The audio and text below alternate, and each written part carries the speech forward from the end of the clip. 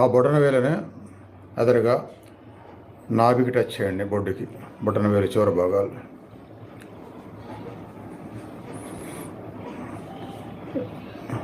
ముందుకుంటే బొటన వేలు టచ్ అయితే కొంచెం బెండ్ అవ్వచ్చు, ఇట్లా వాల్చుకోవచ్చు. అడుగు భాగం లోయర్ అబ్డమ్కి టచ్ అయ్యేట్టుగా.